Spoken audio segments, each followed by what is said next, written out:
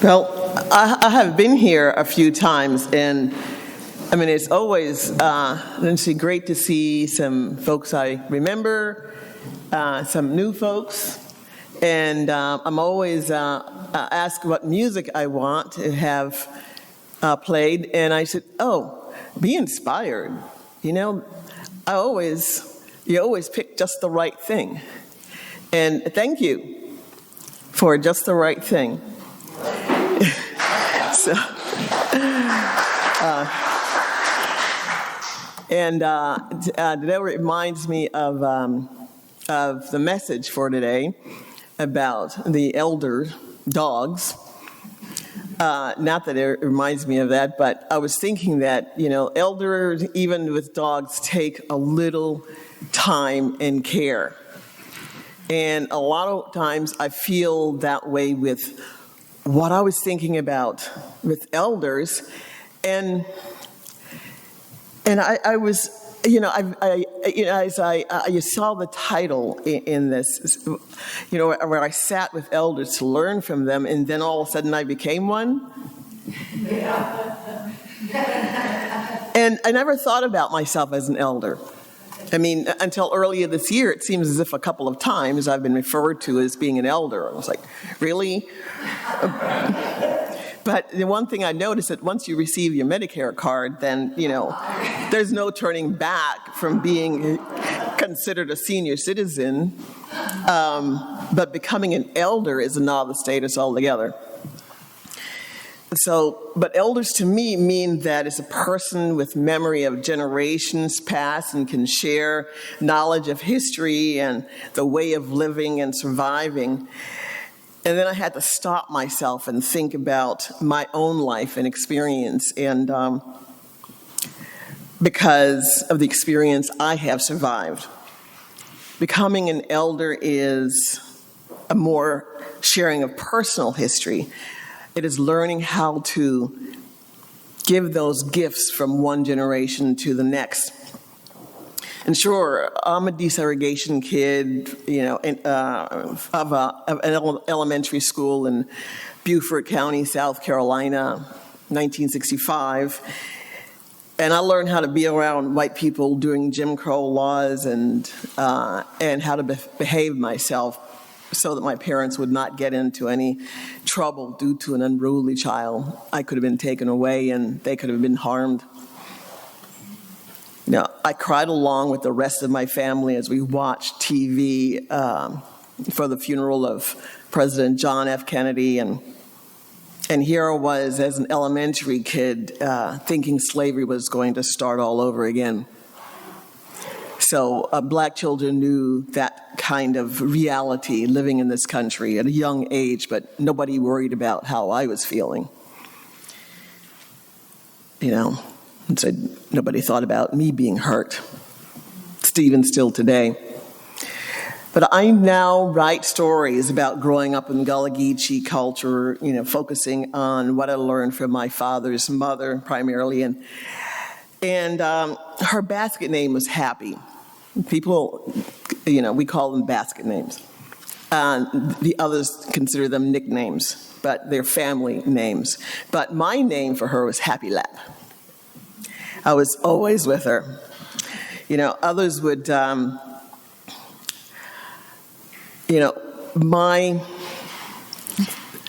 she was the person who I became most endeared with and who I learned from, thinking about and sitting with. And I was doing as much as possible to capture those stories that I learned from her and others in the community. But I interviewed a lot of people in the Coosawhatchee area of Jasper County, South Carolina, about 12 elders. I did this in 2005 to 2007.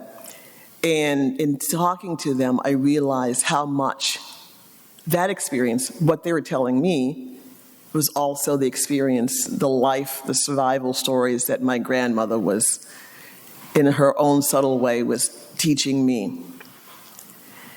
And there was, let me mention the the book, I'm trying to put all of these stories together, and I incorporated my grandmother's life along with my learning about the stories and the connectedness of all of that, and also what I've learned from the elders of the Coosawhatchee area. And I'm going to read this excerpt just to kind of give an idea about my grandmother. And it's an excerpt from The Ghosts Are Dying, and that's the title I've been using for this book. The stories of my grandmother have been special for each member of the family during gatherings. Talking of her antics always included her mode of dress and character. She always wore a bowler hat, a West African tradition similar to wearing head ties. Her emotions could be discerned by looking at the angle of her head and the direction of her felt hat. Rosetta Mitchell Sumpter. Other names were Grammy and Happy. My personal name, Happy Lap, reflected the image of a bearing of many island women. Children were identified by the mother and not the father. Huyamamara was a common question, reminiscent of matrilineal family identity in the Ashanti nation of Africa. Rosetta was also known to brandish a shotgun, a common item found in every household, used for protection against the ever-present snakes, along with boars still known to exist in the woods, and the rare person who dared pose a threat. She reflected traditional West African cultural behavior in her style of dress and her grooming, along with other prominent traditional legacies. My grandmother was a sturdy woman with broad shoulders, dressed in long double skirts, the top layer used as a catch-all to wrap herbs into a knot whenever she happened upon them as she walked the road carrying her medicine bag. She was one of the last midwives of St. Helena Island and surrounding areas who delivered babies and performed minor medical procedures during the days of Jim Crow laws. Few white doctors were available, and the county hospital was segregated. She became a midwife in the 1950s, certified through the midwife program at Penn School, which is on St. Helena Island. One significant part of the midwife program was its acceptance of root medicine, known to the African descendants inhabiting the low country of South Carolina. Midwives became the difference between life and death for many who survived using the medicinal qualities of roots and herbs. My grandmother educated me the best way she knew how, by the example of how she lived, by the stories she told, sending me into the woods with my siblings and cousins to gather the medicines, put us in touch with plants that heal. She made root tea and medicines that I cannot completely remember, but she put us in physical touch with her knowledge. Although Rosetta moved with an easy gait for a large woman, she enjoyed her time sitting on the porch of in a rocking chair with a long stem pipe appearing from the side of her mouth. Those were the moments when she would have me loosen her braids wrapped in black string and scratch rows of her hair with a big tooth comb. Sometimes she would leave me to make the cornrows. Other times she would twine her head with the black thread into twisted knots filled with the smell of rose from the red grease can. The time spent massaging her head, a West African grooming behavior, were demonstrations of affection that taught caring for one another and respect for elderly wisdom. Children of the culture learn from one generation to the next in such a manner, never needing the written word to confirm how life should be lived. That's an excerpt, but I think it describes my feeling of what should be an elder, and I never saw myself as in such a position. And then I thought, as I mentioned earlier, of how to become an elder. And I've learned on becoming an elder that it goes both ways, from those before you and then to the younger ones. I like to engage with former college students as they become their own adults and building their own histories. And I share with them, and they share their experiences with me, keeping me up to date on the life of someone their age, whichever generation they are younger. So that's something in terms of we should always connect with the younger generation. And I just learned to be present with them, meaning to make myself available to them without being judgmental, saying things about the way we used to do a thing. But, maybe I do say some of that, we used to do a thing, just to make sure they know that they didn't invent the wheel. But I allow myself to listen. So I've learned to acknowledge their journeys in life. And I share my experience as well to keep the next generation to learn from the past. And becoming an elder, I've learned it is as simple as accepting that I have a life to share with others. I've become a link between the past and the future, sitting in that spot. My grandmother, because I also realized that she was telling me the stories of her own mother, her own family, of her own grandparents, because she is that close to those who experienced Reconstruction era. And I have the experience, the knowledge, and now even more and more of an understanding about the creation of Reconstruction era. And because Beaufort, the old Beaufort district, which is current day Beaufort County and Jasper County, was the creation of Reconstruction era starting in 1863. They created the plan for how the Union was going to implement Reconstruction throughout the entire South. My grandmother was raised by the people who experienced that. So I hope that what I have learned, and I'm learning, is enough, but, it must be enough. I must be okay in knowing what I'm sharing from the previous generation to the ones to follow, and that I create a link to those before me, because that link has to be maintained into the future. I keep using the word link because it's how I feel what my grandmother, Happy Lad, what she meant when she told me that the ghosts are dying. The stories are broken. History is lost. And the ways of living is no longer shared. So I'm teaching my nieces and nephews about the culture they never grew up in. They grew up outside of the culture. They've only visited the islands on occasion.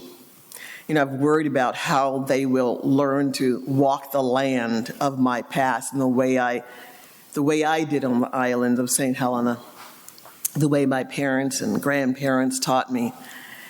I use that phrase, learning how to walk the land, because there is life and history in the soil of the place I call home. Do I know enough? Have I paid attention to the stories of my elders? Because I wonder if I have earned the position of elder. At that stage, I'm accepting that position more and more. People keep telling me I'm an elder. Okay, fine.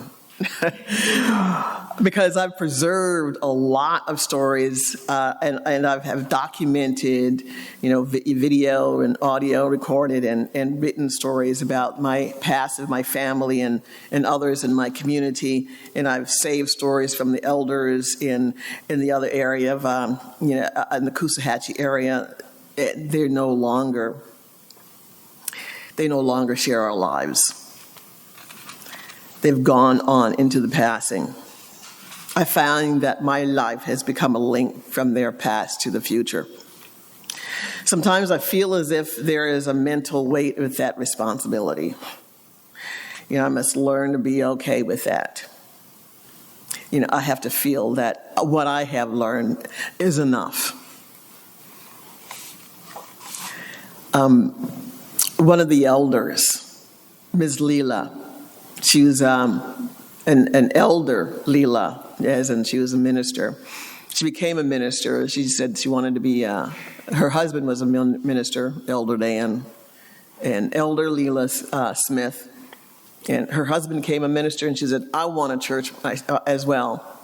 So she started her own church, and it was decades old church in here, because there was a time when, certain concepts of church that women should not be in the pulpit. Well, she was like, I'm going to be in the pulpit. But Ms. Leela died this past August 3rd. She was 99 and 6 months of age, and the last of the 12 elders that I interviewed in the Coosawhatchee area during that time, in between 2005 and 2007. And those elders trusted me to share their stories with future generations. I wrote the following when I received a call from Ian, a former student of mine who I have since adopted, and he calls me his mentor and his elder. And now the name mentioned in this is Kay, who is the inside person in the community who has brought me in and helped me make connections with the elders in this Gullah Geechee community. I wrote this while I'm on the phone, and I'll just read this because it was so... Anyway, I'm going to just read this. Ms. Leela becomes one of the old people today. Ms. Leela passed at 7:30 this night. Ian called at 8:27 to tell me, and I felt compelled to call Laverne at that moment. Within minutes, I was on the phone with Laverne, Ms. Leela's daughter, who put me on speakerphone because a prayer service was taking place just then. The many voices and call and response were very present for me. I started crying. I felt moved. The voices over the phone were those of church members in celebration, voices evangelizing and praising a life well lived. Then there was quiet as they left the house. I thanked Laverne when she returned to the phone in the 5 minutes of the service that I heard. I thanked her for sharing the moment, for having Ian become a part of her mother's life. I was still in tears and choked up as flashes of moments with Ms. Leela and her husband, Elder Dan, ran through my mind. I conveyed to Laverne how grateful I was to be a part of the family reunion in July 2018. That was the last time I was with Ms. Leela at the Allen Busby reunion in Charleston, South Carolina. I got to hug her neck. I used my phone to video record her telling the Genesis story, the one she is best known to give in sermon with great, very powerful. She was so small behind the podium, barely able to reach the microphone, but her presence was all-consuming and filled the banquet hall. I'm grateful that Ian was able to be welcomed by Ms. Leela and brought into her family with love. I mentioned to Laverne over the phone that I claimed Ian as my little brother in 2009 at his graduation after I was no longer his professor. His father was there. I told him that he may be Ian's father, but Ian is my little brother now. It was with amazing grace that Ian and his new wife, Tanya, would move to Charleston in 2022. I always thought that he would be the person to help me continue documenting the people and places of my culture. Kay welcomed him into the fold. Mr. Ralph opened to him in ways I never thought would happen. The stories, the photography, the love Ian experienced in just the right amount of time touched his heart, said forever. That is what I feel being among the elders, being present on the land where I can still feel the old people. who have crossed to the other side of the veil. Those are the ones who continue to link me to the past, where the ghost should never die. Mrs. Leela has now joined the old people. She's the next link with the past that should never die.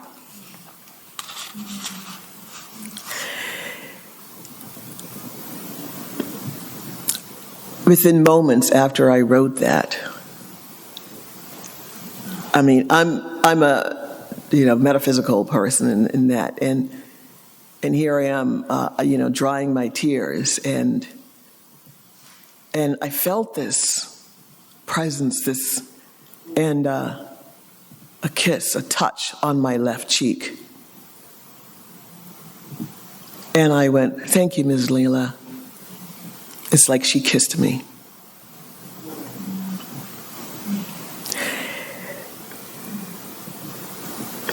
Anyway, let me leave you with an idea for you. We must document and preserve our history. And no matter what you think about yourself, and you don't think you're important. Yeah, you're all important. Tell our story so that the next generation can follow the breadcrumbs we leave behind to keep the link from the past moving forward. We must trust that someone in the generations to follow will be that link and then become an elder for the next generation to follow them. Thank you.